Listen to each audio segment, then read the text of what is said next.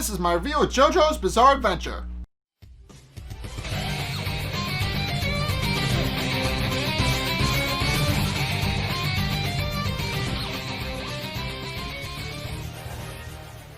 Okay, so this episode is the episode where the group finally gets a lead that they need to actually investigate Yoshikage Kira and finally figure out who he is. So it starts off with Shigechi and Yoshikage and Kira actually battling. When Kira summons his stand, Shigechi immediately summons Harvest in response.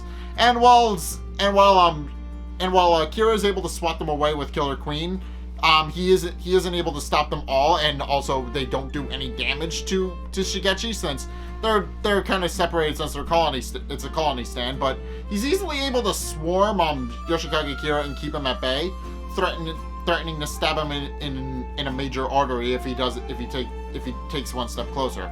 But then Yoshikage Kira reveals that he actually has a plan, and sure enough, Shigechi spies something in Killer Queen's hand and has his Harvest snatch it before he can do anything with it. Only to discover that it's only a 10 yen coin, and that it's really not a big deal. But that's exactly what Kira wanted Shigechi to think. As it turns out, Yoshikage Kira's ability enables him to turn anything his stand touches into a bomb.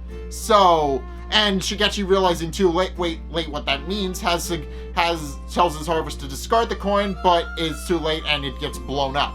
Although Shigechi, though badly injured, manages to survive the ordeal. At which point,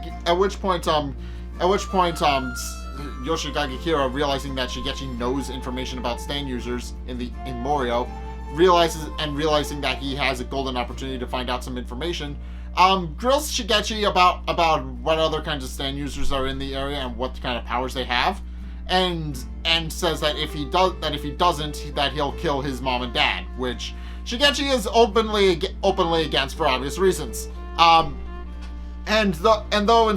Although instead of actually revealing any of the stand users, he reveals that he knows Remi Sugimoto and how everybody is looking into her murderer, which catches Kira off guard long enough for Shigechi to use his stand to escape. And Kira sees one of Harvest's members run off in a direction and follows it, unaware that Shigechi actually used Harvest to disguise himself as a bush, and then although badly injured, manages to use his stand to actually get inside the building and proceeds to find Josuke. And since they're near the high school, that works out. Although everybody notices that he's injured and try to help him, but they can't. But notably, they think he's a little weird and creepy and decide against it. And while he is struggling, he did just get blown up. I should mention. While he does struggle to actually find Josuke, he does eventually find him, only to realize that Kira had found him first, and Kira states that if he tries to go to Josuke, he will kill him. But of course, Shigechi is determined to get to Josuke, mainly because Crazy Diamond can heal him, but also because he wants Josuke to know what's going on.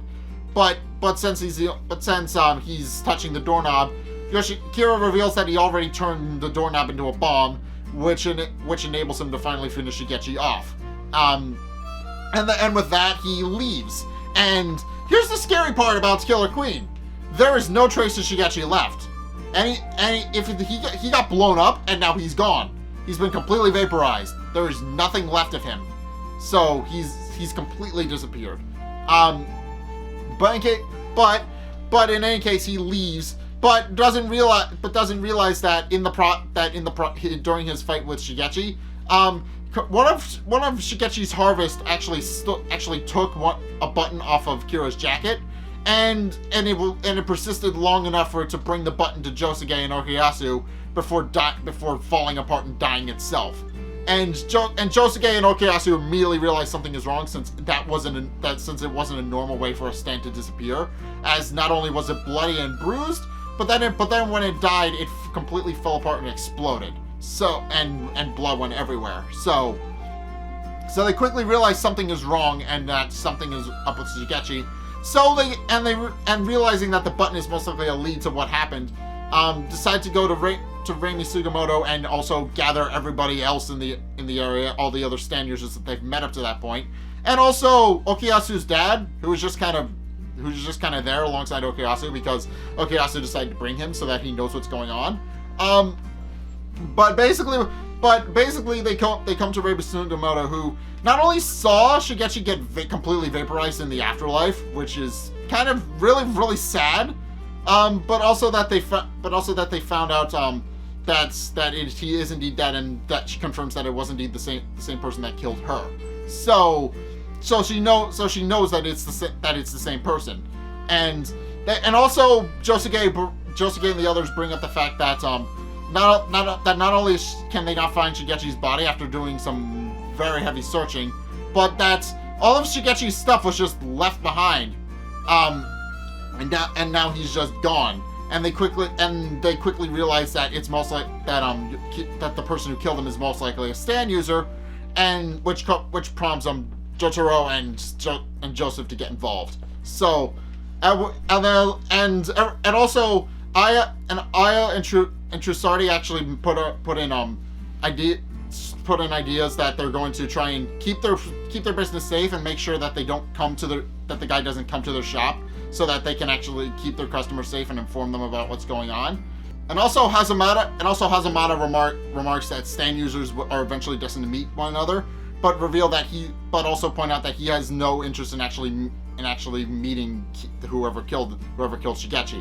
And with that he leaves. And Okuyasu leaves as well, since as Josuke puts it, they're kind of a mix of angry and sad, and points out that Okuyasu is most likely feeling that a lot worse, and also points out that while Shigechi was irritating to say the least, he wasn't the kind of guy you would just ignore. He's not the kind of guy that you would forget. He's very much a person that sticks with you in your head, and remarks that they will eventually find out who killed him, and then with that everybody disperses.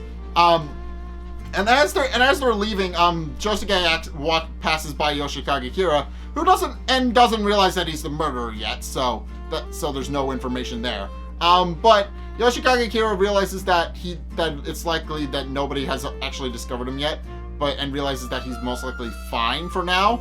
And then he spies a woman complaining about the ring that her boyfriend gave her, and remarks that though her face and hands are pretty, her heart is wicked, as he puts it, but then decides to make her his next victim and girlfriend, and then with that uses Killer Queen to basically vaporize his old girlfriend so that he can pick up a new one. And he does eventually find out where she lives and kills her. So there's that. But in case 4 days go by after that point, and in that time no leads have come up. Koichi remarks that anybody could be the murderer, since anybody could look suspicious, but anyone could look innocent, and since they have no idea what the murderer looks like, that's going to be a problem. But in any case, he eventually runs into Jotaro and asks him if he's done any investigating and come up with any leads, and Jotaro remarks that he hasn't, and then Koichi remarks where he's headed off to, and Jotaro just remarks that he's going over this way, in his own words. And Koichi decides to tag along, and realizes that he doesn't really know how to have a conversation with Jotaro, since Jotaro is a very blunt person who doesn't speak much. He's a very blunt person who very much just lets his actions do the talking rather than his words. So the stark silence eventually gets to Koichi, and he tries to strike up yet another conversation about Jotaro's jacket. But by that point, they've arrived at their destination. As it turns out, there's a shoe shop they found that actually offers tailoring on the side, and while Jotaro remarks that he checked in with all the other tailors in the area, he didn't realize that there could also be shops that specialize in something else but do tailoring on the side. And they decide, and so he and Koichi decide to pop in and have a look. And then they talk to the shop owner. And while he's a little iffy on what happened and on what's going on, he does eventually reveal that he did indeed tailor the suit that button came off of, and that it's still there. So and with that, they ask him about his name. So he goes to go check the little order tag that's on it. But in the process, he's suddenly attacked by a stand of some sort. And it's heavily implied that's affiliated with Yoshikage Kira, who is eventually revealed to still be there. But basically it blows off his hand, then drives up his shoulder and drives it and asks him to look at it. And eventually he does look at it, at which point it drives him into his mouth and kills him that way. And he dies on the floor, at which point Kira just tries to take his suit from him. And however, Josuke and Koichi notice this and try to confront Kira, who is very careful to keep his face hidden from Jotaro and Koichi.